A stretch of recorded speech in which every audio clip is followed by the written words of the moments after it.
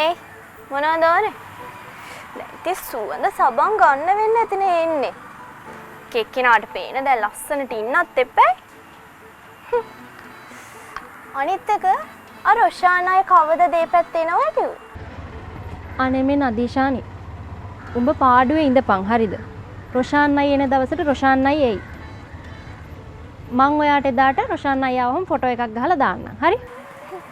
අනේ ඔව්. එයි කියලා තමයි බය. මං එහෙ ගියානේ. රොෂාන් අය මට කිව්වා කොහෙවත් යන්න වෙලාවක් නැහැ කියලා. එයාට මේ දවස්වල ක්‍රිකට් ප්‍රැක්ටිස් නේ. එයා ක්‍රිකට් මැච් ඉවරලා මේ දවස්වල නිවාඩු පිටේ ඉන්නේ. මට ඉතින් කතා කරලා කියනවනේ. අප්පර්සරි. නෑ ඔයාට කෝල් කරනවත් එක්ක නේද? අනේ මේ නිකන් බොරු නොකිය හිත හම්බා. එයාට මේ වෙන වැඩ නෑනේ ඔයාට මේ කෝල් කර කර ඉන්න. මට ඉතින් උඹට මගේ ෆෝන් එක පෙන්වන්න බෑනේ බා.